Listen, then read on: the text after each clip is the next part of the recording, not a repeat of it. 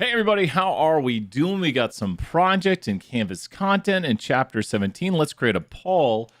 Here we go. How's everyone doing today? Let's turn on a little music right here. We're going to turn on chill music. Here we go. Chapter 17, project, Canvas content. Taking a poll right now. Asking community. Got my second cup of coffee. Claire, good to see you here. Warren, good to see you here. Connor, good to see you here. We're going to wake up Mewbot, give out some points. Take a vote in the chat right now for what we should do. We got 10 people watching. What's going on? Thank you so much for the tiny delay. Tiny Brian was here to say. Where's he at? Tiny delay, little tiny delay. I'm Tiny Brian. He's always delaying the conversation. I second work on the project, maybe the one sample T. Oh, project's winning out. We should do some Canvas content. We'll do it in a bit. Project's winning 80% project. Whoa. It means either we have 5 votes or 10. Whoa, now it flipped. Let's give it another second here. Brian's going to drink a little coffee. Got veterinary medicine because humans are gross. Got a few more mugs. Get married to get mugs. That's why we got married. Project. Claire puts an emphatic vote for project in. Looks like we'll be starting project here. We'll end the vote in 5, 4, 3, 2, 1. Time to end the vote. Looks like we're doing project. Okay. So I'm going to use different data sets as I usually do. 9 votes in. Canvas content we'll do a little bit next coming up here. So there will be some Canvas content today. Okay, let's get the project. What should we do in the project? I think people wanted like the one sample T. Let's start with the one proportions ready to start. One proportion Z. Okay. So let's do a little one proportion Z. Here we go. So we've got the one sample Z. Now, when you do a one sample Z, what kind of variable are you using? Everyone follow along with me right here. What kind of variable is required? Jameson, great to see you here. What kind of variable are we required? I can't speak today. What kind of variable are we required to use when doing the one sample Z? Categorical. So it says you are interested in a 2-level categorical. Now, what does it mean by 2-level? Well, a 2-level categorical is going to be something, and I'll make a 2-level for myself right here. If you click this button, you can see if things are 2-level or not 2-level. I'm going to have to create a 2-level categorical. You wouldn't be doing things like this. I'm just making it so I have a 2-level, and now I want you to see why is this 2-level? Mackenzie and Andrew, great to see you here. Why is this 2-level? So confirm you have a 2-level categorical. I'm using a data set you won't be using. You're welcome. Casey, thank you so much for that suggestion right there. Casey, we're doing 500 points throwing suggestions about office hours being helpful on, because we did it. Yeah, we did it. Go to answers, Casey. Glad it was helpful. Why is this a 2-level? Why is cut a 2-level? Just think, if you hear 2-level categorical, which is when we do the one proportion Z test, the one proportion Z interval, why is cut 2 levels? So my question is, I have a variable cut right there. And why is cut 2-level? It's like a yes or no question, right? It's like, is it ideal? Is it very good? So I made it 2-level by there being 2 answers. That's what we mean by 2-level. Categorical variables are red, so make sure you have a red variable, and then make sure it has 2 answers. And you can click this little button right here to see how many answers there are to the question. So make sure you have this to start.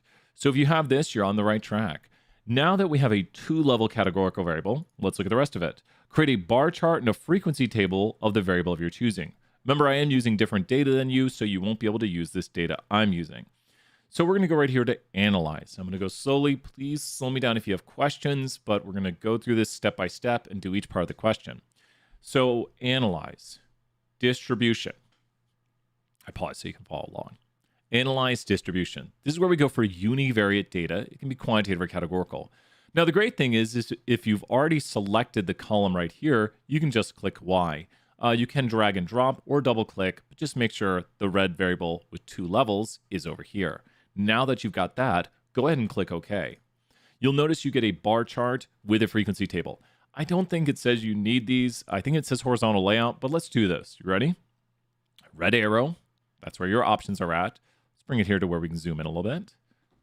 So the red arrow is where your options are at, and then you're going to click stack. Stack is going to put it in horizontal layout. There's a horizontal layout button, but I prefer to do stack. Now it's in horizontal layout. Now I like to expand this a little bit, make it look nice and pretty right there. And then I like to right click it. These are just things I like. And I like to go to things like histogram color. Histogram color. And then you can go to a nice pretty color right here. There we go, nice and pretty. And can you right click right here? I was going to add in, well, let's do the following. So I added a histogram color, making it look nice and pretty. Histogram options and count axis. This last one right there. Starts a little bit small right there. It's a lot to show on the screen. I like this right here so we can see what's going on. And now you can see the counts and the amount of observations. Let's pause for a moment here and make sure we know what we're seeing. So we're going to take a screenshot and make sure we understand this. So follow along with me right here. We're just making sure we know what this date is. We looked at someone's diamond and we asked them, is it this or this? Now, we only had 2 questions right here. We're looking at someone's diamond. This is why it's a 2 sample. And we asked them, is it this or this? We just want to know what this is showing us. What does this mean? What do we have right here? What does this data mean? So what is this data right here? We're making sure we understand the data first before we analyze it. We looked and we said, oh, you have a diamond. Is it this or this? We only let them give 2 responses to it, apparently, because you have a 2 level. So you said, I want to look at your diamond, look at the cut of it. And Priya right there is on the right track. We know the people responded, and you could call this X right here, that there were 184 ideal cuts. So someone said, my diamond is ideal cut. This would be the sample right here of how many people we talked to. You could call the other one X, or this could be N minus X. But here's the thing. What is this value? A lot of people don't know this. What is this value right here? That value for prob, how is that value found and what is it? Important to know your output right here and notation. And then we're doing each step of this right here, making sure we know what we're seeing. So there's 184 people who have ideal cut diamonds out of the 295 we sampled. What is that prob right there? It's p hat. No random sample needed. No random sample needed. I know, right? For once, no random sample. So that is p hat. So what is the other one then? If this is p hat, which is the proportion of people with ideal diamonds, the other one could be described as what? So if that's p hat, and you could say that this is the people who don't have ideal diamonds, that's q hat. There you go. There we've labeled everything. This right here is technically n minus x because it's from the sample size, the amount that don't have it. I'd say that one's not as important. You could just call the other one x. Can we do? Yep, we're going to do some Canvas content here in a little bit. You got it, Mackenzie. And so that's what we have. There was no missing data. That's what that means. And the 100% right there is all the people. Now that we know what data we have, let's look at the next question. Make sure to make a bar chart, horizontal layout. We got that right there. And bars have values labels either count for each level. Ay, ay, ay. So we need the values over it. Okay, so we missed one little thing right here. Don't forget this. You ready? We need to go here, and it's found right here. Histogram options. I need to zoom out and go to show counts. Please do not forget this. The graders will be grading on this. I don't always add it to mine, but does everyone see that? You need to have the show counts on it. So I like going through this step by step because you got to make sure you get each little thing. It's still the same output, virtually identical to what we just did. And there it is right there. It just makes sure to have the what. So what do you need over your bars? What do you need over your bars? And that was found under the red arrow under histogram options, show counts. What do you need over your bars? I'll show it again. Red arrow, second red arrow rather. Histogram options, show counts. You need the counts. You need the counts. So make sure to do that. Sorry, someone already took their screenshot. They're redoing the data. I'm sorry. I don't think it's... Is everyone else... How does the sound quality sound? 10 out of 10. Is the sound quality good? I don't see any peaking, and I hear what it sounds like for you guys in my ears. Is it good quality audio to everyone, or are we getting static today? 10 out of 10, good. Check Warren. It might be speakers, Warren. Sorry, Warren. Thank you. Confirmation of 10 out of 10s. We should be good. It's I should hear it if there's a crackler speaker issue. I get the what is it called? The what is it called? There's a term for it. Oh, crud. Oh, no. It's driving me nuts if I can't think of the term for it. What's it called in audio things when you hear your own... I'm about to, go look it. Okay. Tell me in the chat. I'll give you like 500 points. I messaged you on Discord. Want to make sure I did a random sample. You shouldn't do a random. Don't tell me if they take out points, but you don't need to do a random sample. Not the end of the world if you do. Not reverb feedback. It's called. I'm literally gonna give me a second. It's gonna drive me nuts if I don't. Monitor. It's called monitor. So it's called monitor right there. I've got my monitor on in the other thing I use, so it's called monitor. It's called the monitor. Like when you're doing stuff, you have the monitor on, hence you monitor it. So I've got a monitor on. Anyways, back to the project. It's just going to drive me nuts. Yeah, good, good. I'm glad it's for working right there, Oren. The frequency table should show include the counts and the proportions, include a screenshot of the visualization, include a short write-up. The variable, making sure to cite the numbers in the graphic. So I think we're good on that. We understand. Does everyone understand how to include a short write-up interpreting the numbers in the graphic? Like 184 people out of the 295 had ideal diamond cuts, which was 62.373% of the individuals in this sample. 111 people had very good diamond cuts out of the 295, which was 37.627% of the people in this sample. Does that make sense? Like I've literally read off every number except for the 100%.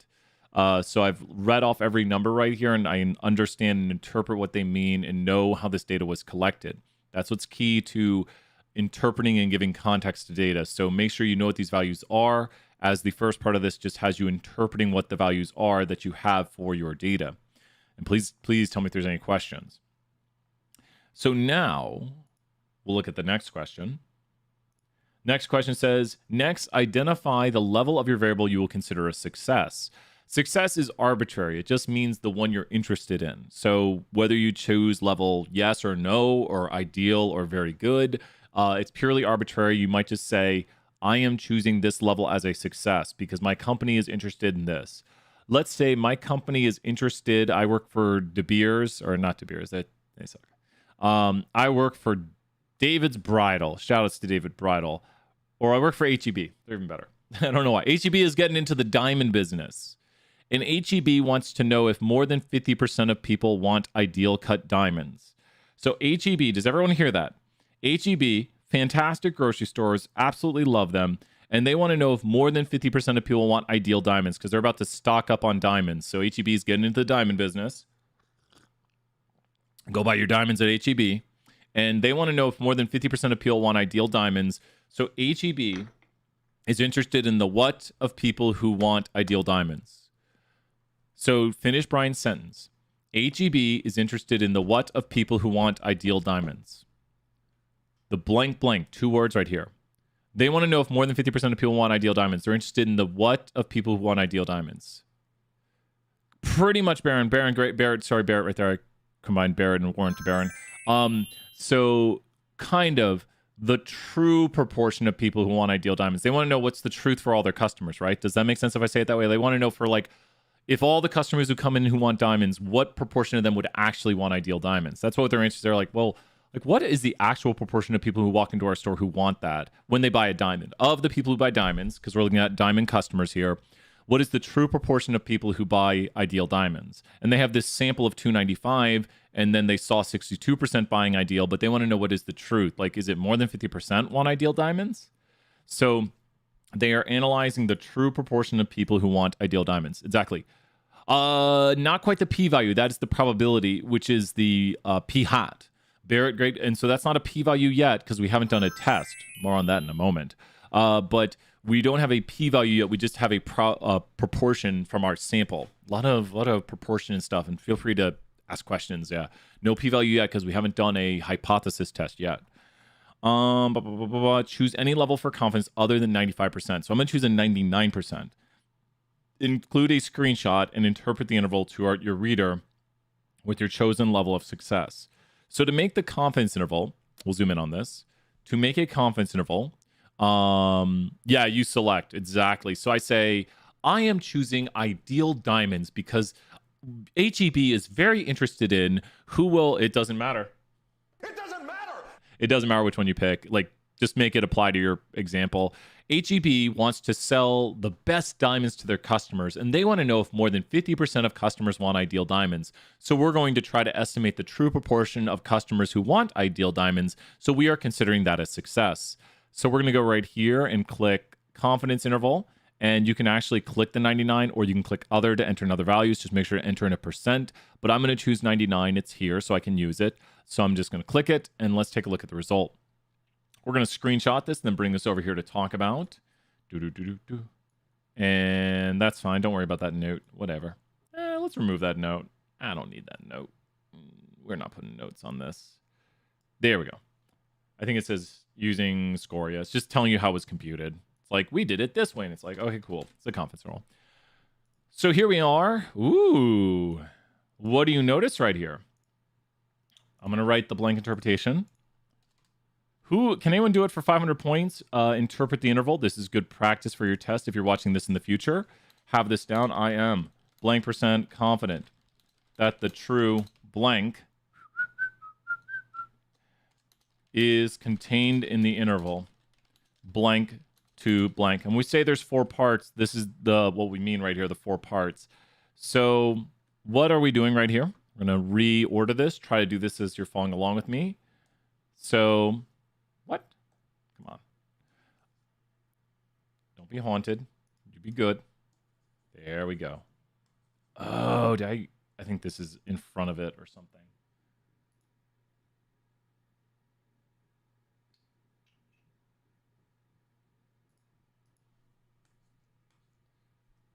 Really? There we go. I am 99% confident that the true portion of people wanted it. Barrett, 500 points. Barrett doing it before Brian can fix his screen. Barrett, you are getting ready for the test right there with that. And Bristol, good job right there. I am 99% confident the true proportion of ideal diamonds, the true proportion of people who want ideal diamonds, exactly. And probably Bristol would accept that, I believe. So I'm 90% confident the true proportion of ideal diamond cuts are in the interval, exactly. And then it is ideal diamond cuts, exactly, for this data set. And for my example, the proportion of people at HEB who want ideal diamonds, the true proportion of people who buy diamonds who want ideals contained in the interval blank to blank, exactly. And so we need to make sure to give our interval, the lower and the upper. We need to make sure what we're talking about is in there. And this is true proportion who want the ideal diamond cut. And then we need to give our confidence level, which is right here. And there's the color coding to help out. Sarah, good to see you here. So I am 99% confident the true proportion of people who want HEB ideal cut diamonds is contained in the interval 54.9% to 69.3%. So, we're a little nice, but the key thing you'd need right here is after true, you'd have to say what? Because this is categorical. A lot of people ask, well, how would I know to say mean? Or you should say this. Like, you shouldn't say mean right here because this is categorical. After true, you would need to say what and then give the context. Proportion, Priya, great job right there. Because it's categorical. It's like the proportion of people who want the ideal cut diamonds, not the mean. This is a proportion. Like, when you think about the proportion of people who buy, it's like a percent. So anytime it's categorical right here, you'll say proportion. If it's mean, you'll say quantitative. So I am 99% confident the true proportion, because we're talking about the proportion of people who want the ideal cut diamonds, and that's what we're talking about, is containing the interval blank to blank. Make sure to give the context here. A lot of people lose points on this, especially on the test, because they do not give context. They put the wrong thing. A lot of points are lost on that portion. The easy part is confidence, and these a point. You could just throw them all on there. Tell me if you think the graders mean I would include the 3 decimals if you do it as a decimal, or 54.9 to 69.3. Everyone's answers that they put in the chat was good. I would do it that way. If you're doing it on the project, you can just include more. If you think the graders are ever unfair, don't let me know. I mean, do let me know. do let me know. Oh, don't let me know. Don't tell me anything. Let me know if you think the graders are unfair. That's very important to me. That if you think you weren't graded fairly, please let me know. Please let your instructor know if you're watching this for another class. We all want you to be graded fairly, and sometimes, some little graders a little meaner than they should be. I've graded stuff I've been a little bit meaner than I should be. Sorry to anyone who lost points when they shouldn't for me. But I'll give what I graded a second look too if someone says, I don't know. Finally, include a value hypothesized. So what was Brian's P0? My HEB store is hypothesizing that people want what? So we're going to do a two-sided test. So what did Brian hypothesize? You remember back with my example, Brian said he wants to know if this is true. That if people want ideal diamonds 50% of the time, exactly. Great job, Barrett, right there. Brian wants to know if 50% of people wanted ideal cuts. So that's what we're hypothesizing is true. Clearly explain to the viewer the point of your testing you're performing and why it's important to the company. Well, we're going to stock up on diamonds, so we want to know if we should be buying a bunch of these diamonds, right? Like we're about to buy a whole big box of diamonds. I don't know how you buy diamonds. A box. That's how they're bought. And so we're going to buy this big box of diamonds. It's got a lot of ideal diamonds, and we're going to have majority ideal diamonds in stock. So if we're going to have a stock of diamonds, we want to know if the majority, over 50%, should be ideal. Now, the question is not if it should be over than 50%. The question is, should it be 50% or not 50%? And for this, we're not going to use statistical notation. We're just going to write out the null. Now, I'm going to do it as statistical notation. But let's write it out right here and just talk about it briefly. Let's put do not use this notation. It explicitly says don't use it. The grader could get mad and take off points, but do not use this notation. The null states that the true proportion is equal to 50%. The alternative states that the true proportion is not equal to 50%. So what does this mean? It means I'm testing to see, and this is the part you'll need to write for yourself.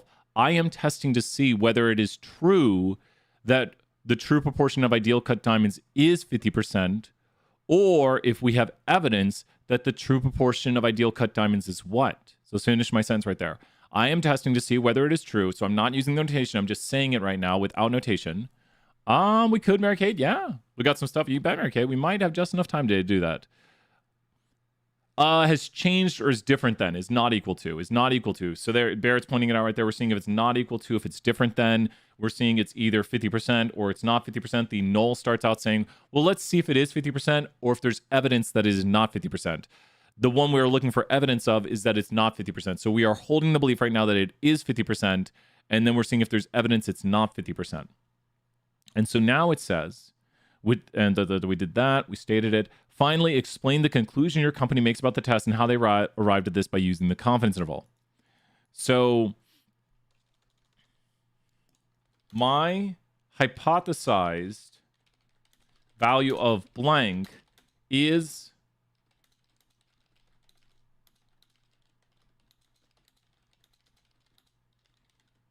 yeah.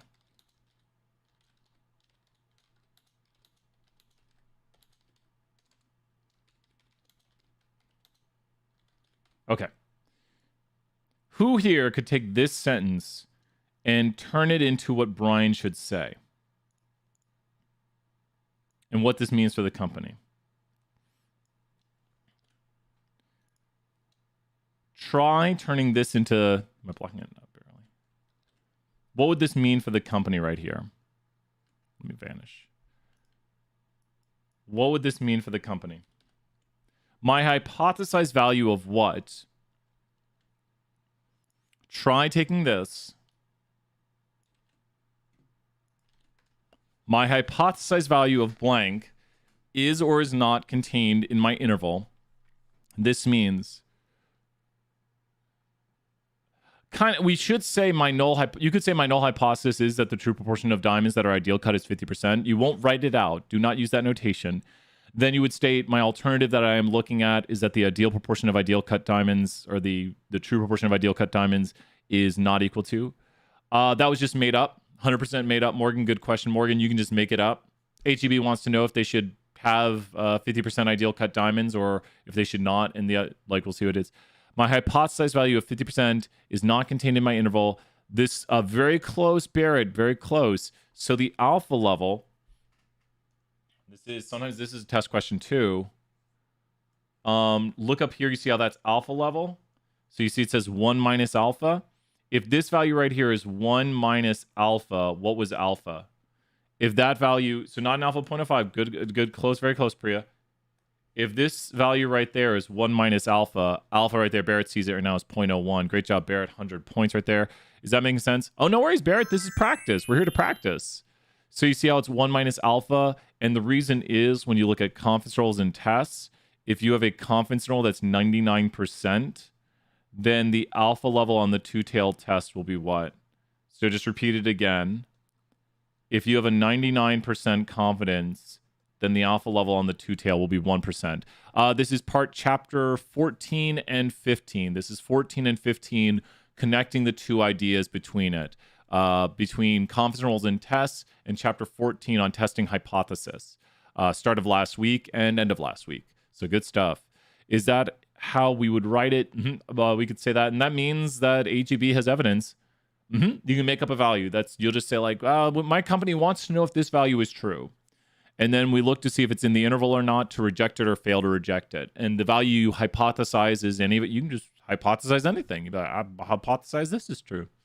That's what a hypothesized value is. I think this might be true. It's just a value you believe at the current moment, and you want to see if it's true or not true. That's what we do with statistical testing, is we just think of some value and wonder if it's true. Little tiny fly. We had the windows open yesterday. It's hot yesterday in Texas. And our air conditioner went out. Now we're paying the consequences. Any questions more about this problem? Cora, great to see you here. Any more questions about this one? Yeah, you have to be creative. I'm sorry.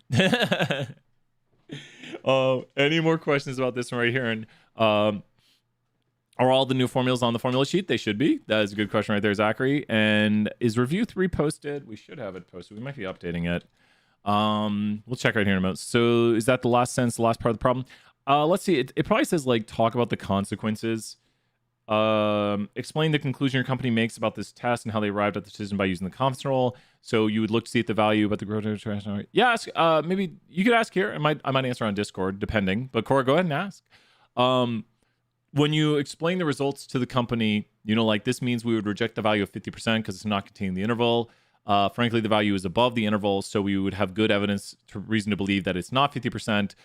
Since it's above, I truly believe like the whole value is above. There's evidence to believe that it is not equal to, and also that we should have more than 50%. The truth is probably closer to our sample value.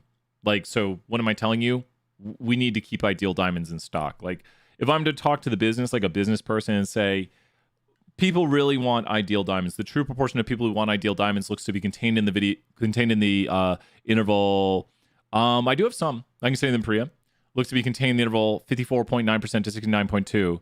I'm working on the creating Tisbol, and I'm still confused on how to assign an index. I know that we have to create a variable and make it a monthly, but I do not know how to start them months. Oh, you can start whenever, Cora. Because it's like future data, you can just start it at a certain point. No, I know what you mean. No, good question right there. And I'll just finish the end of this segment with that. You can just literally create a vector of dates. If you see in some of the classes, I'll do like, you can do a sequence by months. Let me find you the code for this, Cora. And Mary, I got you a question next. Make a sequence of dates in R. This is like the most common thing I Google ever. But Cora right here. Chapter 16 about President Perul. I think we might have some time, Mary. Good question, Mary Catherine. Excellent question. Check that out, Cora, right there. I just put your name right there at it. And then you can start on any date you want. Good stuff. Let's head back to the main screen here. You're welcome, Cora. Great questions. We're going to take a vote. Okay, so if you are here, you get to vote on what we do next. So chapter 16, Canvas content, more project, and there was a chapter 17. So if you are here, you get to vote. That's how it works. So I thank you everyone for being here. If you're here live, you get to vote on the direction we go. We're going to take a half second right here. I'm going to drink some coffee, get some more energy, as BTS once said. Shout outs to Joe Jackson, great YouTuber. Has anyone ever seen I Like New Music? Oh, this is an old one. I'd never clicked that button much. I'll play a different one next time too. I don't click this button nearly as much. I just want boop. Ooh, Canvas content's winning out. Take those votes. And just relax here for a moment. Thank you, Barrett, for liking that new music. Let's throw 100 points your way. Canvas content's winning. Could you do Casino? I think we might be able to, Cassandra. Coldplay piano is super good. Oh, yeah. Well, I only got one song on Coldplay on here. This is it. That's really fun. I am Mubot. Here it is.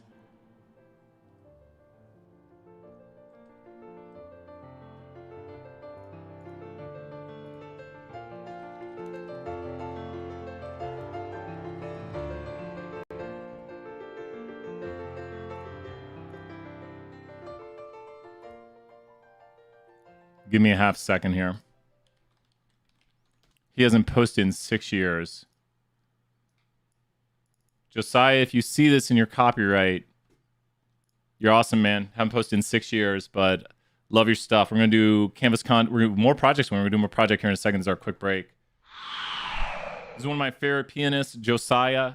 He posted for a long time. This is 6-7 years ago now. This video is it's 9 years ago. This is 9 years ago. So, but here's a little Josiah. Josiah, if you see this on your copyright claims, just give me shout outs. We'll put a link to your music in your chat right here, but great stuff.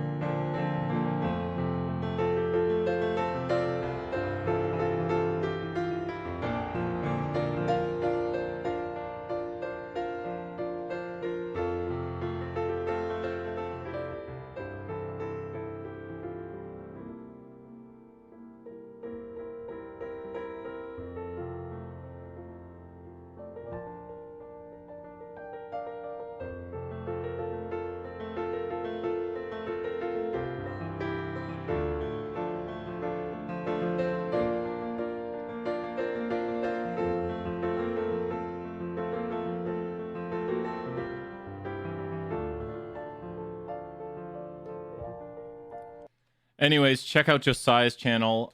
Huge shout outs to Josiah right there. Check us out if you're watching this later. Josiah's channel is linked right here. Give him a like on this video. Smash like on the channel. He's so talented. He's got a video. My favorite video of his is the following. We'll do project here in 1 minute. This is my absolute favorite of his. He crushes it right here. Absolute insane.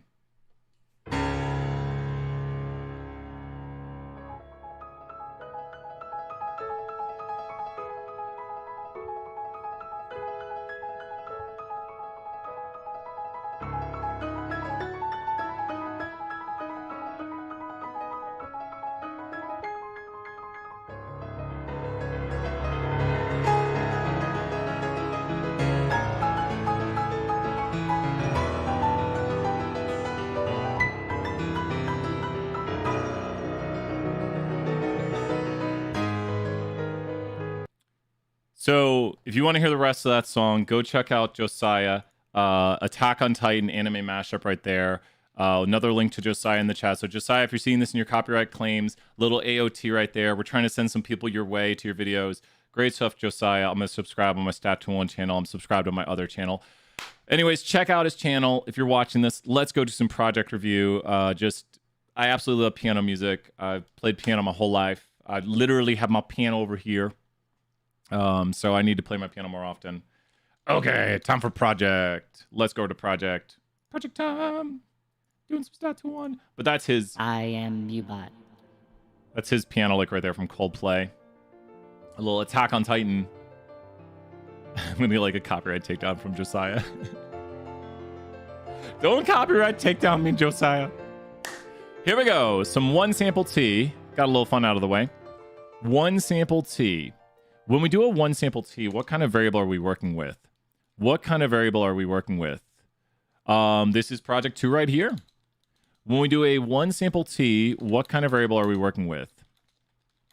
What kind of variable? Oh, thank you right there. Hey, what's up, Lee? What we're working with quantitative, right? So pick a quantitative variable of your choosing that you are interested in analyzing. Create a histogram, making sure it has a count axis and is in horizontal layout.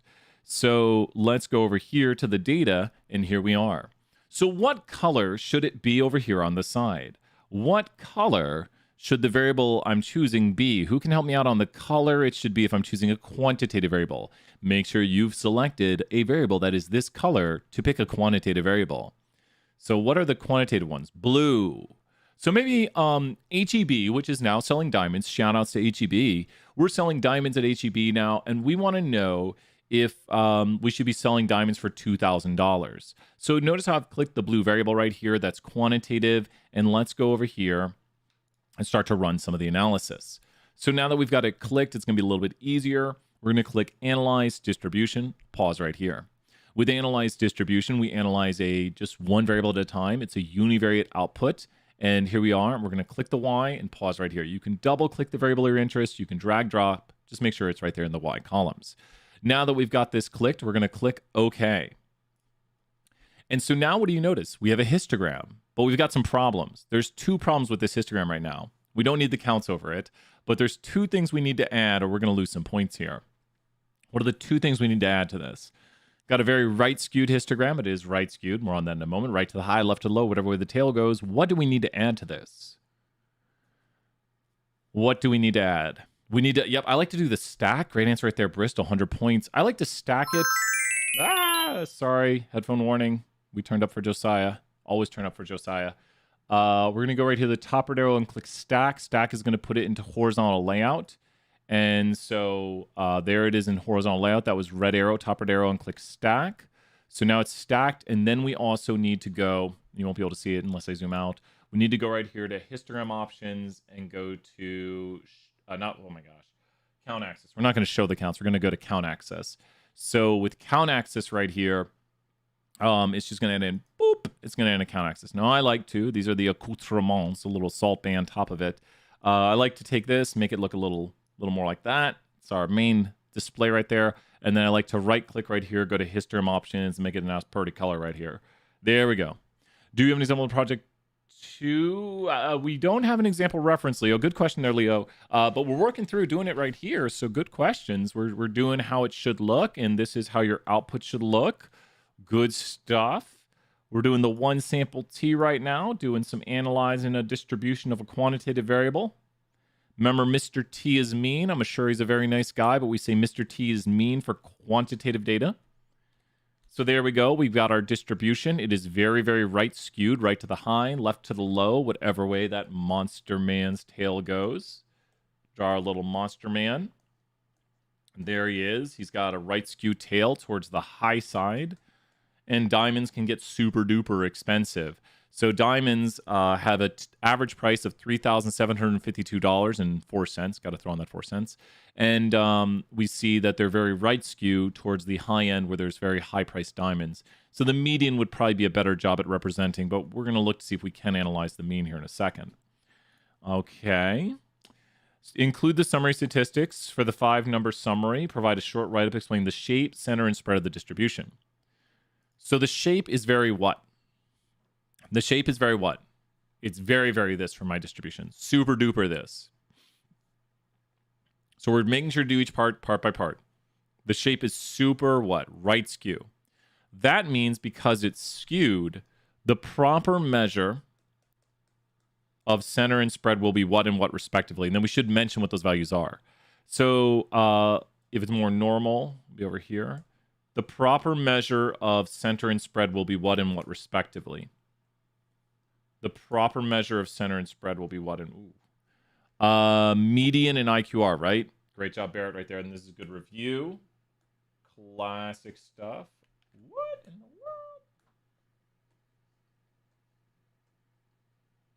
And if it's more normal looking, you want the mean and the standard deviation.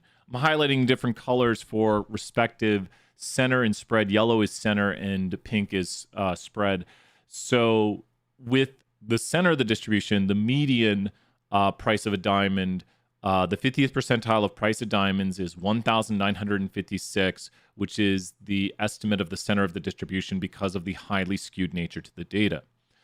The spread of this data, who can find the IQR? We haven't had to do that in a while, but how do we find IQR? You can tell me mathematically or you can find it. The IQR is what of this data? You can also cheat to find it by using jump, but we can just find it here too.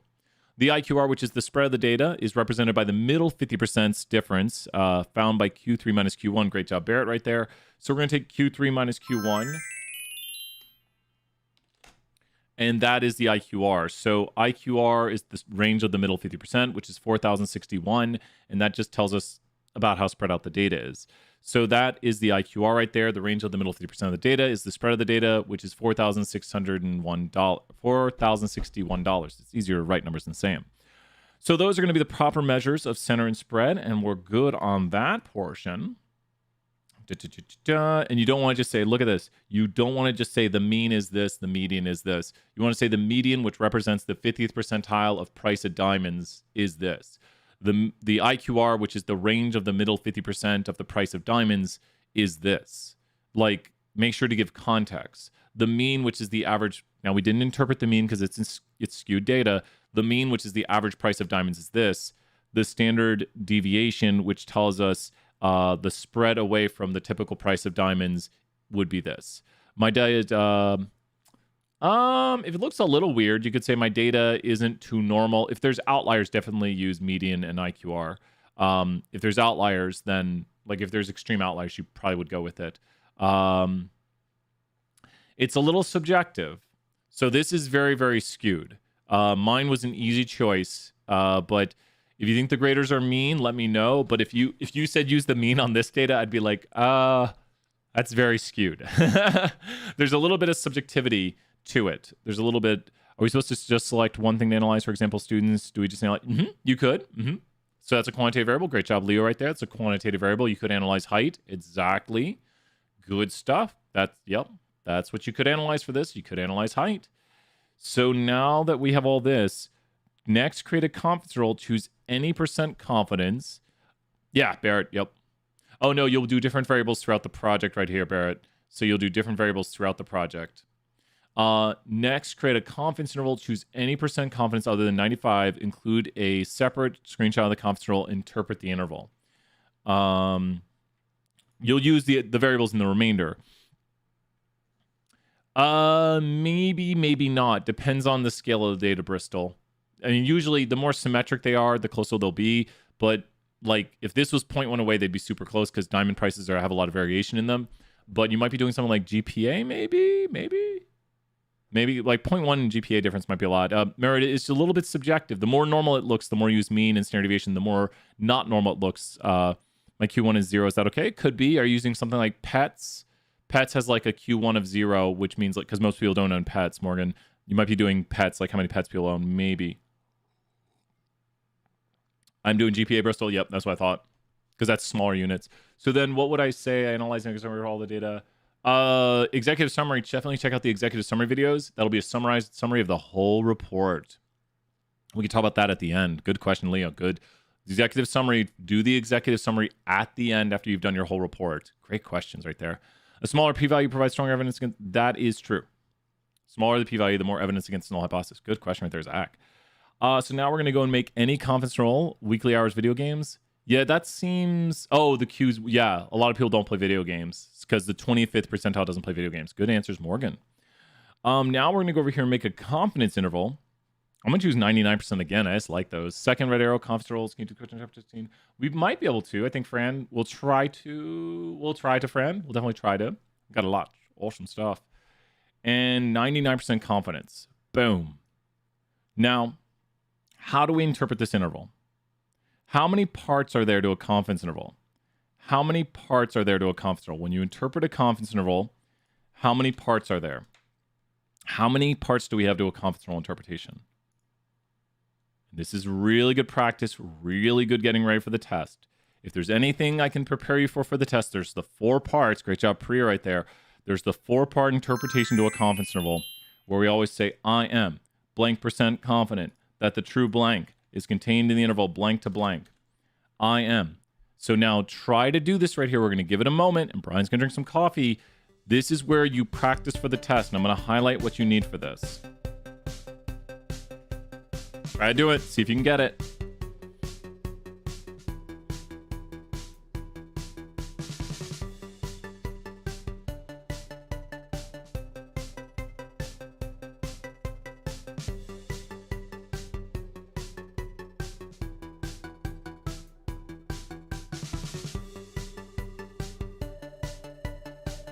I am 99% confident that the true mean... So close, Priya. So close, Priya. So close. So close. Good practice. And this is why, and I just want people to notice, Priya, we're throwing you 1,000 points because people here in practice, sometimes there can be a little error. If that was 4 points, Priya, you might get a 3 or 3.5. Very close, Priya. Super close answer. Good work. Super close. Priya, you caught it right there. Great job. I am 99% confident that the true mean of diamond price is contained in the interval. Because this time we're not doing cut, we're doing price. And it's mean because it's quantitative. So great job, Priya and Barrett right there. Good practice. And Priya, great catch. The context here is we're talking about the true mean price, where in the previous example, we were talking about the cut of diamonds. No, Priya, that's why. Great work. I want to throw you another 100 points right there, Priya. Don't worry. So it's easy to make mistakes on this, is what I like to point out.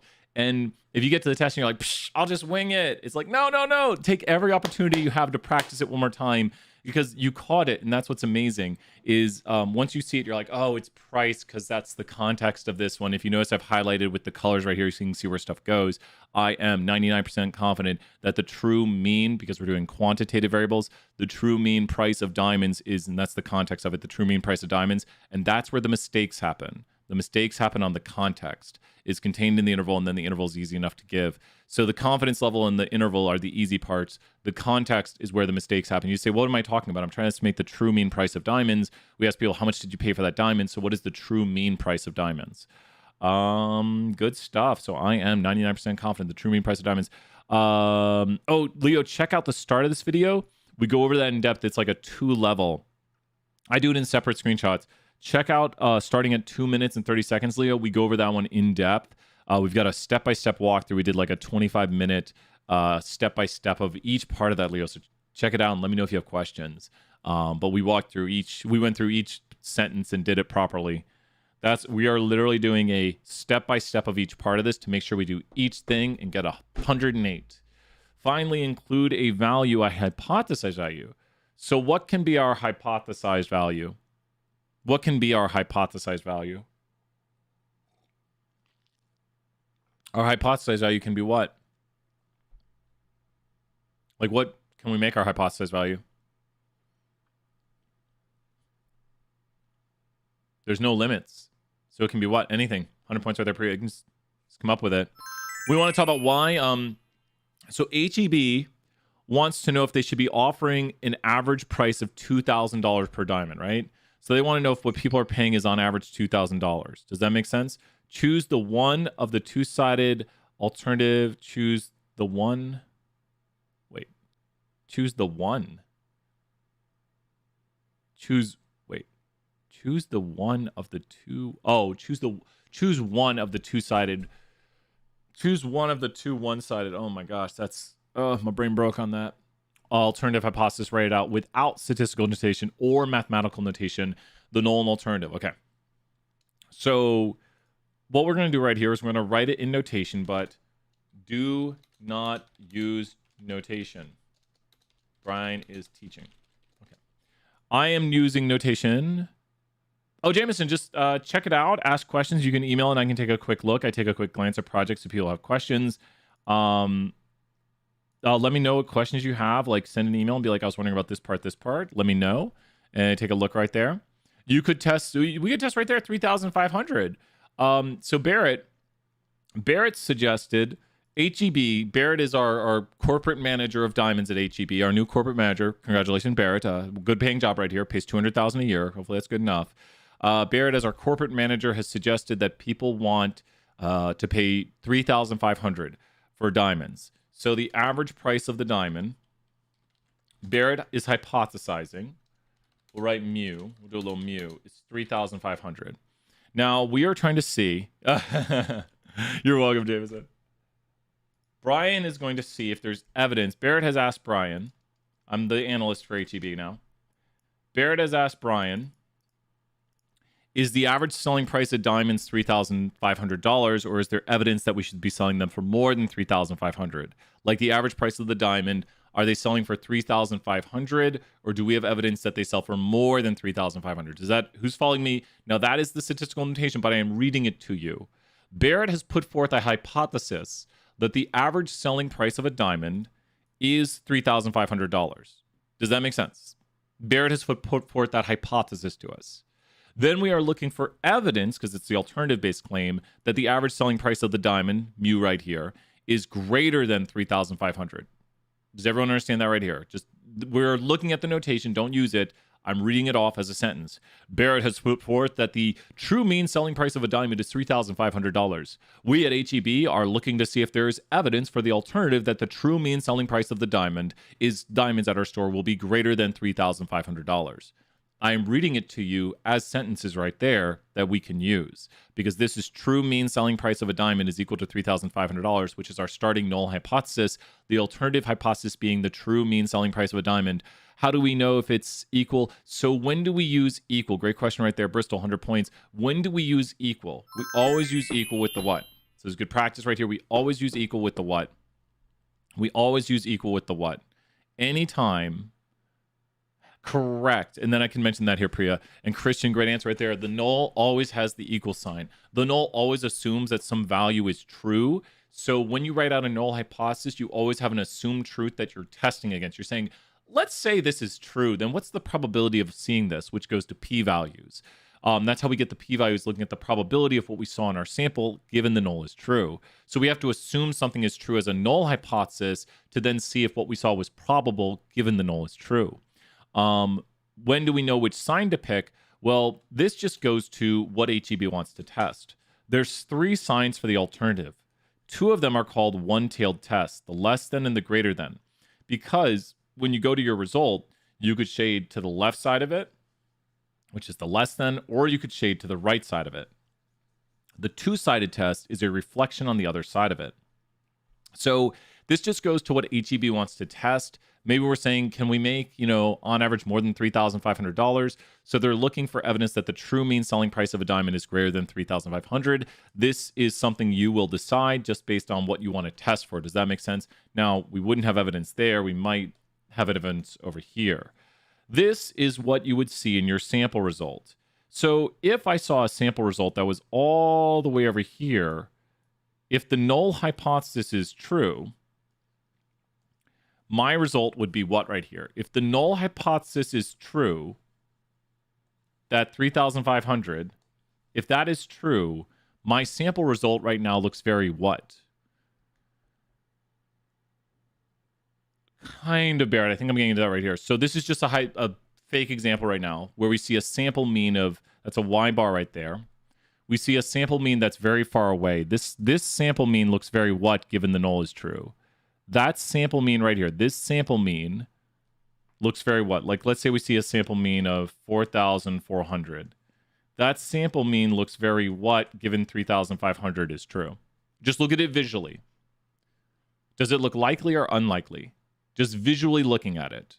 Like in our sample, we saw $4,400. That looks to be a very what result? Well, the value is very large. And then the result looks very what by random chance. It looks very unlikely. Does that make sense? So you would say, what I saw in my sample doesn't seem very likely given 3,500 is true. I have evidence, and think what you saw. I have evidence that the true selling price of the diamonds, the true mean selling price is what? Greater than. You saw this in your sample, right? So I would reject the null hypothesis. Now we're going to see where our results go, but that's how we do testing. It's kind of a speed run of talking about what testing and how we do it. Let's look at the question right here and directly answer. We were just talking about null and alternative there for a moment. So we wrote the null and alternative. Perform a one sample t-test, include a screenshot of it, with the aid of jump using the alpha level that is complementary to the confidence interval level above. Provide an overall conclusion of the hypothesis test. Good stuff right here. This is excellent practice for the test. So to run a hypothesis test, we need to do the following. We need to go here to the second red arrow, and then go to test mean. Under test mean, so I'll pause right here, second red arrow, test mean. We're going to put in a hypothesized value of what Barrett gave of 3,500. And here's the thing. We are actually probably not going to reject the null, and I'll tell you why. Let's take a look right here. Here is our result. Woof, we don't reject the null at all. Take a look at this. Now, our sample mean was what? What did we observe in our sample? And let me take a screenshot of this. So, I don't like the way it's looking. There we go. In our sample, we saw an average selling price of diamonds of how much? Try to read the output with me. In our sample, we saw an average selling price of diamonds of how much? What did we see in the sample? In our sample, and this is good to know what this output reads and how it looks. There you go. Great job, Barrett, right there. That's what we saw in the sample. So that's Y bar right here. This is mu naught. That's what you hypothesized. The degrees of freedom are n minus 1, and the standard deviation is just S right there. So you could actually run the test pretty much from this with Y bar minus mu naught S over square root of n. You could run and find the T statistic using this, because how many diamonds were there in my sample? Who can answer that? That's a good question to put on the test, like quick questions. How many diamonds were in my sample of diamonds? This is a one sample T, so degrees of freedom are n minus 1, and I'm asking you what is n. So how many diamonds were there in my sample? 295 exactly, because it's n minus 1 is degrees of freedom, and we've got that written up there so we know how to read the output. We saw in our sample a sample mean of 3,752. We hypothesized that 3,500 was true, and we're using an alpha level of 0.01. Now, why are we using an alpha level of 0.01? When we did our confidence interval, we did a confidence interval of 99%, which means 99% is shaded in the center. And although this is the two-tailed test, we're still just using an alpha level respective to the outside percent. So how would you figure out the respective? And I know it's a two-tailed and we're doing a one-tailed, but it says to choose the alpha level based on this. How are we choosing the alpha level down here based on 99% confidence? So alpha is equal to 0.01. What is the mathematics that derives this 0.01 right here? Exactly, Priya. Great work right there and good practice. So that's how we're choosing it. Now we are doing the one-tailed test, one-sided test, but we are choosing alpha based on this criteria. So when you look at this, your tests right here are done the following way. Does not equals, greater than, less than. Notice how the greater than shades to the right of it. It's only this area respectively right here. The red line I'm adding is your sample result. That's where your sample mean. It was there previously. I'm just making it clearer. The shading down here is not really used. So I'm just going to blank it out real quick. And that is your p-value right there. That area alone, how much green area is there on the curve? How much green area is there on the curve right now? Just tell me how much green area is there on the curve. That green area represents what? That green area represents how much area on the curve? Yeah, then your results sound super unlikely, Priya. Your p-value is going to be very tiny for like the greater than or less than. 14.72%. So when you look at this, great job, Christian and Barrett. So we look at right here at our p-value. And our p-value is what to alpha right now? Here's alpha of alpha is equal to 0.01, and our p-value of 15%, or we'll put 0.1472. Our p-value is what? It's greater than. So would our results seem likely or unlikely at an alpha level of 0.01? Exactly, Barrett knows right there. So think about this. And that means, let's write this out right here. And this is what we're getting at, is my p-value. I think could we add this? Let's delete these down here. And then we'll write a thing right here. It seems this is likely. So this one is likely because it's higher than alpha. So our results were likely. So since our p-value is higher than alpha, we'll say it's likely. When it's lower than alpha, it's unlikely because p-values are probability of likely or unlikely. So this is a higher p-value than alpha. This is a likely result by random chance given the null is true.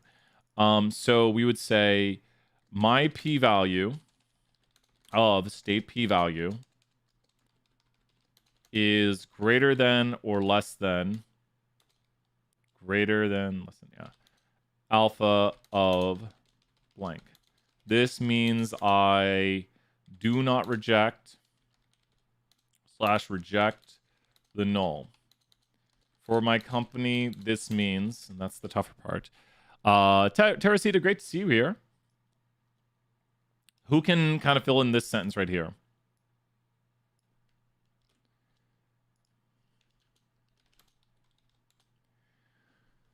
What does p-value of 1 mean? That means your result that you saw was a result at your result or less than or greater than, depending on which way they did the test, was very likely given the null is true. So you would not have evidence for the alternative. what you saw or results greater than, less than, I don't know which way you did the test, but if you did greater than a result at or above your sample result, given the null was true, is super likely. So, and then my p-value of that is going to be way greater than alpha. This means I do not reject an, oh, I didn't highlight, who can fill this in for me?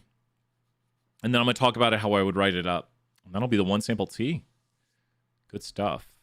For yours, you'll fail to reject, and for mine, I'll fail to reject. Both of them fail to reject. Oh, so we should put that. Yeah. I like do not reject. I don't know. Statisticians want fail to reject. Statisticians want fail to reject. Same thing. I failed to go to the mall today. I did not go to the mall today. I will not fail to get the bunny's hay today. Who has this right here? Take a moment, try to practice it, see how close you get to what I'm going to say. And my p-value of 0.1472 is greater than the alpha level of 0.01. This means I do not reject the null that the true mean price of clients are willing to pay. Wait, Barrett, so close. 100 points, Barrett. I do not reject the null that the price is $3,500. So that seems to be a believable amount to us, right? So I do not reject the null that the true mean selling price is $3,500 because the null was. So what we did is what we saw was actually over here, Barrett, and our sample results seemed very what given the null is true. Our sample results seemed very probable given the null is true. So we said, you know what? I'm not going to reject this. That's believable. So maybe people... So Barrett, you might be right. Barrett, you could be right that people want to pay about $3,500 for these diamonds. That seems believable. We don't have evidence that they want to pay more than $3,500. We don't have good evidence to support that. So if we set it to about $3,500, that would be believable. Pretty similar, Claire, with the executive summary and you're going to write the remaining portions. You write the middle for this project. Yeah, Barrett, that's exactly. And there's one more thing I was going to say on this. So for our company, the last thing, that's what I was going to say. What do you notice about the interval, Barrett, and everyone else? Notice the interval right here. What is contained in the interval? This is good for the test practice. We hypothesize that 3,500 is true. Now we saw 3,700, but what's in the interval? The hypothesized value is inside the interval. Does that make sense? The hypothesized value is inside the interval. So it's like, well, that's a value that was contained in our interval, so it kind of makes sense that we didn't reject it. Now, we didn't do the two-tailed test, but it was pretty well inside our interval. Like 3,500 is not towards the outer edge. It's contained within the interval.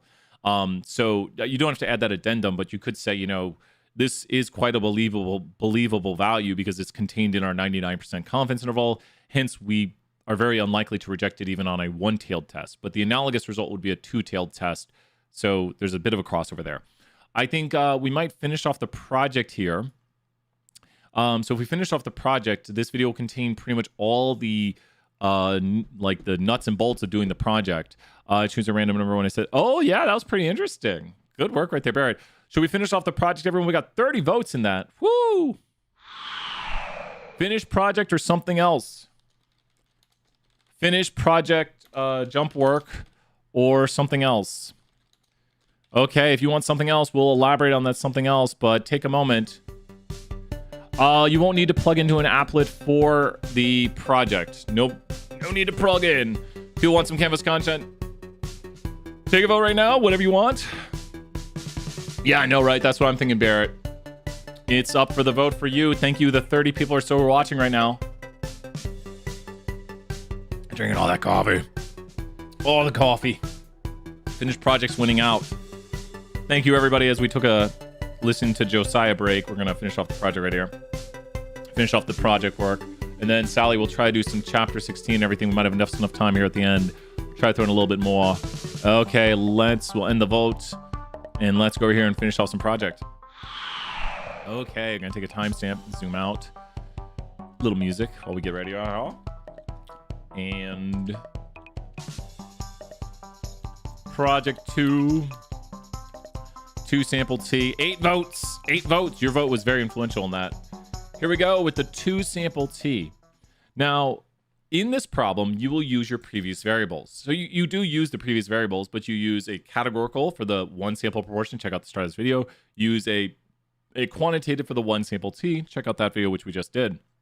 And you're going to now use both of them to perform a two sample T.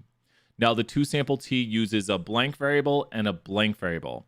We're doing mostly chapter 16 today, Zachary. Yeah, little speed run of 17 at the end. Mostly 16, a lot of 16. So the two sample T uses what variables? The ones we just used, that is correct. But when you use a two sample T, it's going to look the following way, and I'll draw it out for you visually. A two sample T will look like this. If you have box plots, great job right there, Christian. Box plots are quantitative, so there's a quantitative Y, where the categories break it up into a X variable with categories like a yes, no. So this is going to be like numbers 0 to 100, where this down here is going to be like yes, no answers. So you might have people who attend the review versus people who don't attend the review, and the point of a two sample T will be to compare the difference in their what values. So a two sample T, Mr. T is something, will be to compare the difference in the whats of these two groups. A two sample T, Mr. T, or if you're doing drugs, the means, great job right there, Christian. A two sample T will compare the difference in the means of these two groups. Box plots show medians, but we could put a mean on there to show where they're at. So a two sample T compares the difference in means between the two groups. And that's what we're going to do right here with the data we've been working with for the diamonds. So HEB has settled on they will carry ideal cut diamonds and very good cut diamonds. So just explain to me with the variables I've been using, HEB wants to know what right here. Just talk to me theoretically. Is there a what between the ideal cut diamonds and the very good cut diamonds? Because we're going to sell them in our store right here. Is there a what? Just talk to me theoretically about what we're doing. So we have ideal cut diamonds. We have very good cut diamonds. HEB is wondering if there's a what between the mean what. Kind of a relationship, a difference in what? Like, because they're going to sell them in the store, and they're like, well, is there a difference in the what? That's what they're questioning. Exactly. Is there a difference in the average selling price of diamonds depending on, like, the cut of the diamond? So is there a difference? And we'd assume there is no difference to start. So let's analyze this. What is the question? We're going to do a step-by-step. We've been doing each one. Choose the two variables, performing two sample t-tests, include the difference of the two means in the alpha level of your choice, include a screenshot. Cool, right here. Okay, so let's go to Analyze. And with Analyze, we'll go to Fit Y by X. Pause right here. Analyze Fit Y by X. We're going to take Cut, and does that go on the X or the Y? So remember how my graphic looked a second ago? Will Cut go on the X or the Y? So look where the categoricals go. When I do Cut, which is red, will that go on the X or the Y? Where will Cut go? That'll go on the X. Great job, Christian, right there. That'll go on the X, because that's where we break it apart into categories. And then price goes on the Y, and that's the quantitative variable of interest. This is a two sample T right here. Let's go ahead and take a look at it. Now, I'm going to click a few buttons right here to help out. We're going to click the top red arrow and go to quantiles, which gives us the box plots. Now, we're not interested in the median. We want to do the two sample T, which can be found here. I went to quantiles first. Pause right there so you can see. Now I'm going to go to two sample T. It says t-test, but that is the two sample T. It says shows or hides the t-test report, but it is a two sample because there's two groups. So let's go ahead and click it. Okay. Wow. What? Does anyone already know? I am shocked. I thought this would turn out differently. Does anyone automatically know the answer to this? What is our final conclusion? Our final conclusion on this result is that between ideal cut diamonds and very good diamonds, there's what? We do not, or I don't know. See if you are kind of shocked by this too. Between ideal cut diamonds and the very good diamonds, what? Do you know what happened right here? Wow. That's crazy. I did not expect that. We didn't find evidence of a difference.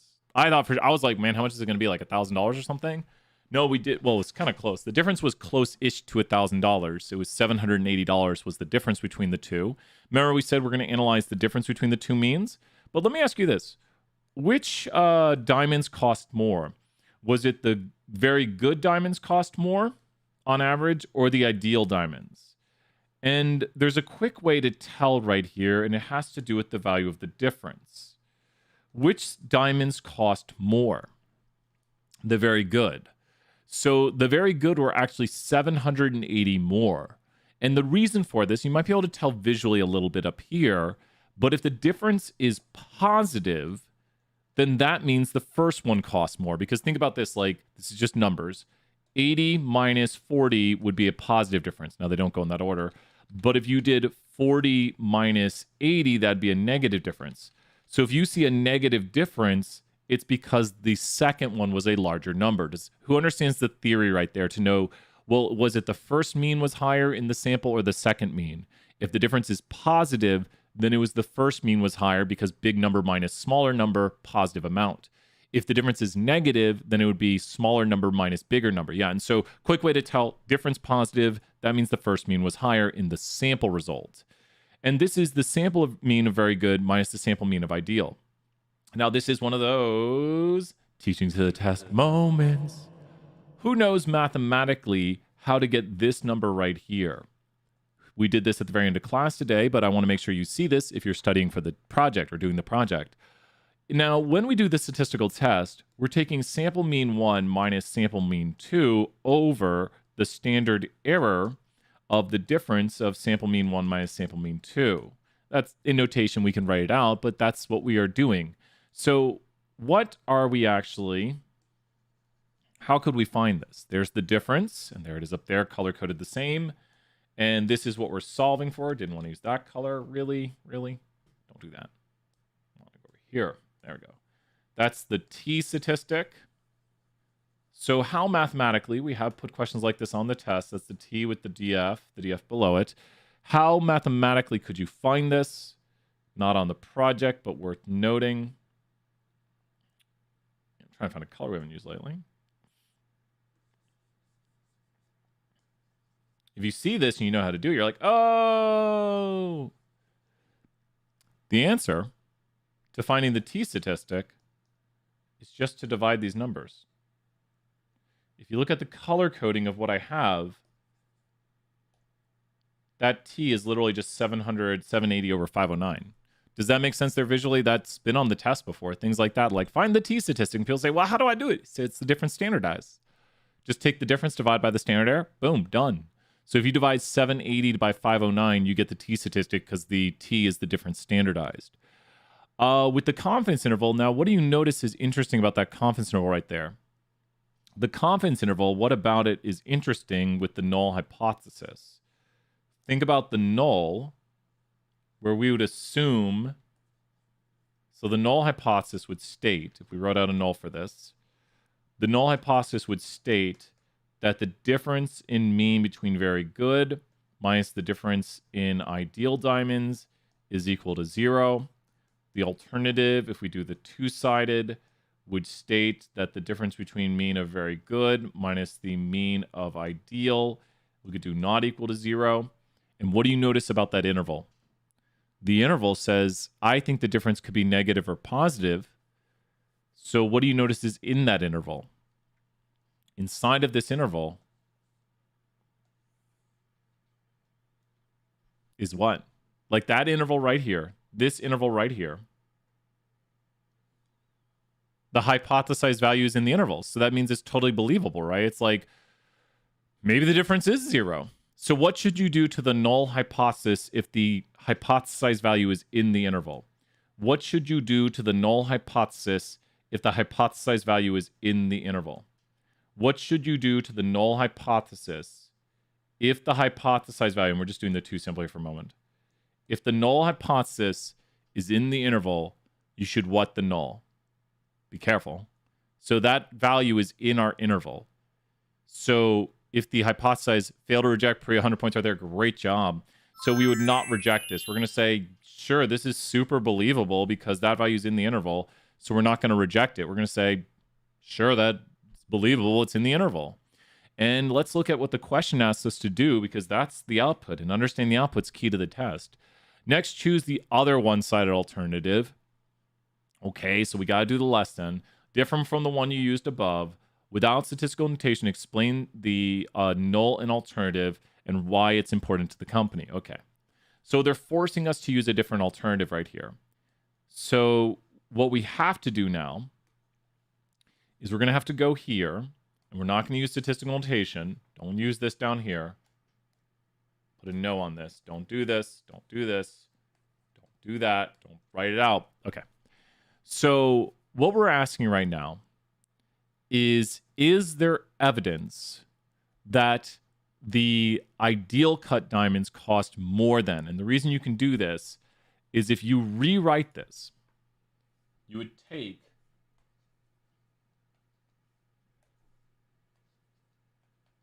and put it that way. What all do we need to screenshot? I would screenshot all this. This is the screenshot. So I've been trying to do this. I would screenshot all this right here. Does that make sense how I redid this mathematically, Priya, down here? I redid it so it says mu very good. Yep, we were just doing that a moment ago. Leo, we got it right here. That is at 34 minutes in here. We did the one sample T just before this one, so we're doing them in order. Good questions, Leo. So we have here that the mean for very good is less than the mean for ideal. And which of these p-values would I then look at? The first, the second, or the third? To test that alternative, would I look at the first p-value, the second, or the third? Which p-value would I look at for that? The first, the second, or the third? Which p-value for the less than test? Which I just rewrote it so that... Oh, no worries, Leo. Good work. Which p-value should I look at? The third. So what you do is you connect this right here, that less than to this. And I rewrote it algebraically by taking the, because that's a minus, and I can just put it over here to the other side of it. So we are looking for evidence that very good diamonds cost less than ideal diamonds on average. Does that make sense if I read this right here? I am looking for evidence that very good diamonds cost on average less than ideal diamonds. My null hypothesis is that there is a what difference between them to start. And I'm reading this as a sentence right now, not with statistical notation. I'm just reading it to you. My null hypothesis is between the mean price of the diamonds, there is what? So what should you communicate here? My null hypothesis is between the mean prices of the diamonds, there is what? So we're talking about this one right here. My null hypothesis is between the mean price of the diamonds, there is what? Because I've got mean for very good minus mean for ideal. My null hypothesis states, or my null hypothesis is between the mean price of ideal diamonds and very good, there is no difference. That their difference is equal to 0, no difference, right? And then the alternative that I'm looking for is there evidence that very good diamonds sell on average less than ideal. Does that make sense? Less than the average price of ideal. So does that make sense, Priya? My alternative is that the mean selling price of very good diamonds is less than the mean selling price of ideal diamonds. And the answer is, do I have evidence for this alternative? Yes or no? Now be careful, when the p-value is low, reject the null. Do I have evidence for that alternative? Do I have evidence for that alternative? Yes or no? So just look at the p-value. When the p-value is low, reject the null. When the p-value is high, just let it fly. Don't reject. Oh, do I have evidence?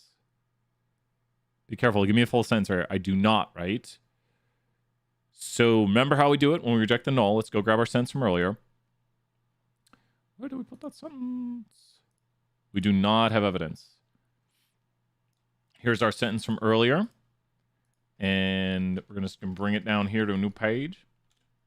My p-value of blank. Try again on one page at one time. There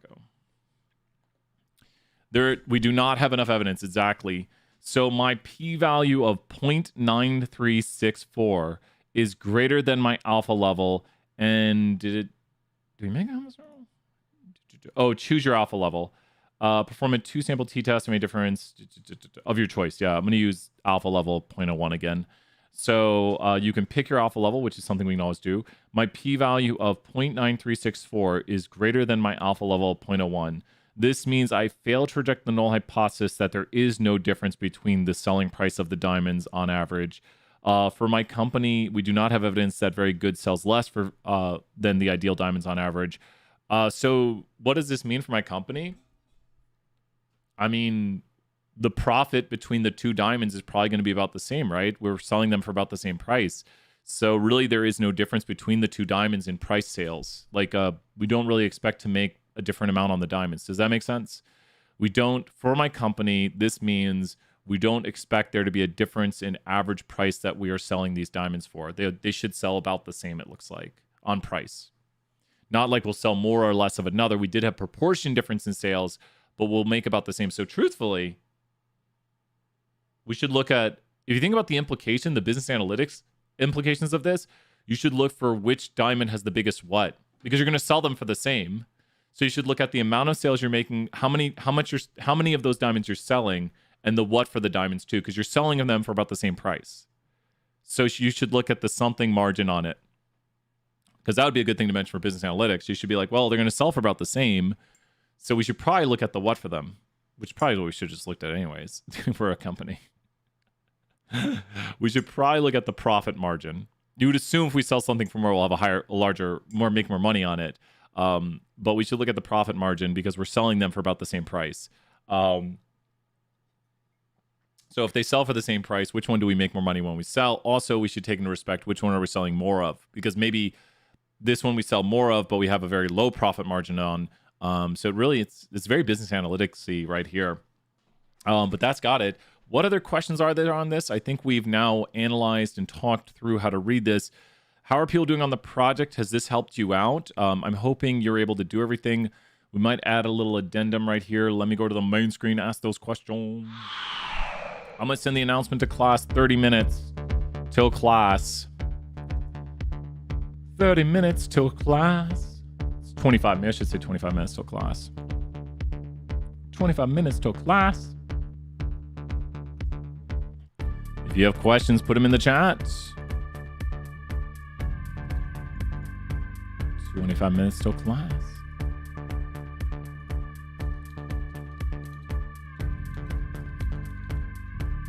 See you soon. Click here. Should get a bot that like emails everybody. So there we go. Okay. You're welcome, Caitlin. Glad that. Oh wait, that's previous from class. Canvas content. Yeah, let's do a little Canvas content real quick. What's the probability that the test correctly rejects a false null? Oh, Mary Catherine, good question. I think we're about to do a little Canvas content. We want to correctly reject the false null. Does anyone know what that is from class? We'll see. We might get that question right here. What is the probability a test correctly rejects the false null? To correctly reject the false null is what? To correctly reject the false null is the what of the test. To correctly reject the false null. So if you're in the morning class, this is morning class. To correctly reject the false null is what? What is the probability we correctly reject the false null? Does anyone know? Hey, Adam, good to see you here. What is the probability? Power. Power is the probability we correctly reject the false null from today's class. So if you look right there, the key components correctly. The power of the test is the probability. Ria, great to see you here. Yeah. Power is the probability we correctly reject the false null. Good stuff right there. Good practice. We got just enough time to do a little Canvas content here. And thank you, everybody. People wanting Canvas content early on. We'll do more Pearson later tomorrow. Got a lot of office hours tomorrow. Oh, I think so. Canvas content. Other classes might have it due today. I moved it back one day. Canvas content number 9. Number 9. Boop, boop. Okay, Canvas content number 9. Let's take a look here at some Canvas content number 9. I'm going to redo the timestamp. And here we are on it. Yeah, the Spanbauer is a beast. He's an absolute beast. And coding stuff in person is so much nicer. Great job, Spanbauer, right there. He's a beast at coding. Okay. So the first question right here says, a new diet is being tested. The inventor claims people lose 10 pounds in 6 weeks. 25 people are randomly selected to do the diet. Researchers are concerned that the claim is exaggerated. The sample yields an average of 2.8 with a standard deviation of 7.8. Calculate the appropriate test statistic. We had 3 atoms in one room. Universe might collapse in and on itself. We need to channel Leo right here. What do we need to do to solve this problem right here? How would we solve such a problem on the test? What does it all come down to when solving a problem like this? What does it come down to when solving a problem like this? You get a problem like this. What does it all come down to? What does it all come down to? Problem like this. You say, okay, I've got to do this. It's a DF. What does this problem boil down to with a problem like this? 24 degrees of freedom. The problem is a notation problem. So they are claiming, which is the hypothesized amount, that you will lose 10 pounds. That is the claim right there, the hypothesized mean. We saw in a sample that people lost 2.8. So that's from a sample mean. The sample size was 25. 25 people did the diet. And the standard deviation, which was the variation in the sample, was 7.8.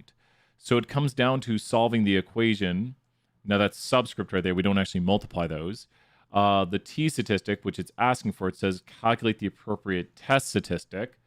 That test statistic t is going to be the sample mean minus the hypothesized mean s over square root of n. So now we plug in the values. The sample mean was 2.8, so we're going to get a negative difference from 10. We take the standard deviation of 7.8, divide by square root of 25, which is 5. So we're going to do it in the calculator here. Double check your work. Easy to make errors on this portion of it. So 25 square root is 5, as we said. And then we take 7.8, divide by that, and there's the standard error. That's known as the standard error.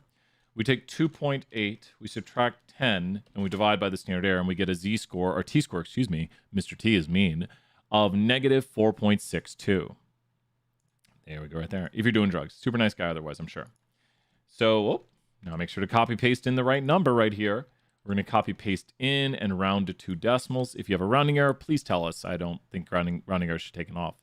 Next question says, a new diet is being tested. The inventors claim if people lose 10 pounds. Now, the first thing you should do if you're writing nulls and alternatives is know that the null has the what. This question right here can be a lot easier if we narrow it down by knowing the null has the what. I need someone to help out. You need to know it like this when you're looking at notation. So you can narrow this down super quickly if you know the null has the what. So the null has the what. What is the null? Always have. The null has the what? So you're like, oh, the null, that's got the this. It's one of those on there. The null has the what? Narrows it down pretty quickly for us right here. The null has the what sign? See if someone puts it in chat. Wait here like 5 more seconds. The null has the equal sign. So take a look. It has to be this or this. We've narrowed it down. Now we have to decide, are we doing the less than test or the greater than? This is the one we're looking for evidence of. The alternative is the evidence-based claim. So are we trying to see if there's evidence that the true mean is less than 10 or evidence the true mean is greater than 10? We're not selecting that. We're just putting it there. So they believe the researchers are exaggerating their claim. So if they want to say you're exaggerating it, they'd want to show evidence that the true mean is less than 10 pounds. They're like, oh, you can lose 10 pounds. You're like, I don't think people lose that much. I think people lose less than 10 pounds. They say, well, you need evidence of that. And we say, okay, well, we'll run the results and see if there's evidence that it's not 10 pounds. You lose less than 10 pounds. We're not just saying it's not 10 pounds, which would be the does not equals alternative. We're saying we're trying to see if there's evidence you'll lose less than 10 pounds. Remember, this is the evidence-based claim. This is the starting initial belief, which is has the claimed amount. But this is what we initially believed till we have evidence to believe otherwise. And that's what they're going to investigate to see if they can show evidence for an alternative that the true mean weight loss is less than 10 pounds. A 95% confidence interval, if we construct a 95% confidence interval that does not contain the hypothesized value. So your friend tells you, I'm 95% confident dinner tonight will cost between $30 to $40. We're going to a really nice steakhouse. You say, well, do you think it could cost $80? I don't have $80. And they say, no, of course it won't cost $80. That hypothesized value that you were wondering about, which could be any value, is not contained in my interval. So that value of 80 would be a value that we can reject. We would reject it at the 0.05 alpha level. These values right here, the confidence interval and the alpha, are complements. We do, yeah. When is it due, Kyle? That's coming up, right? We'll definitely do an Activity 12 video. So that should be, is that over? Yeah, definitely. When is that one due? We did a lot of videos yesterday.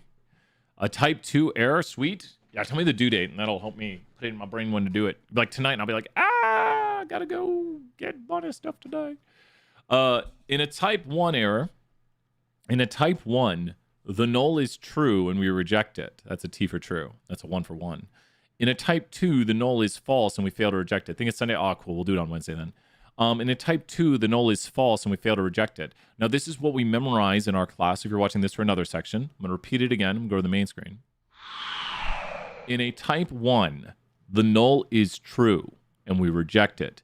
In a type 2, the null is false. That's an F, and we fail to reject it. If you memorize this, it's a good way of keeping it straight in your head for practice for the test. And also, some test questions like this one we see right here is literally the statement. So in a type 2, the null is false. It says it right here between these two, and we fail to reject it. Now look how it's type 2, and there's two Fs. So in a type 2, the null is false, and we fail to reject it. Good way to practice it and memorize it. When we reject the null is true, we literally lucked out again right here. So the null is true and we reject it. So in a type 1, the null is true and we reject it. We've made a type 1 error. There's no type 3, no type 4 error, at least never that I've seen. There's no type 3, there's no type 4. Type 1, null is true, we reject it. Type 2, null is false, we fail to reject it. And we've just got another 100, I think. Wait, you have one unanswered. What did I not answer? Oh, what? How did I lose my answer on that? There we go. How did I lose my answer? Watch me get one wrong. Didn't get one wrong. Well, awesome. We got 16 minutes till class, it looks like. So once again, make sure to be practicing. We're going to might do some more later today. Maybe, who knows, stream later tonight. You never know what's going to happen here on Stat 201. But thank you, everybody. Good office hours today. Lots of Stat 201. Woo, tests coming up. Good time to practice. One more week of school. We're done. Bye for now, everyone. Bye. Starting here soon in 15 minutes.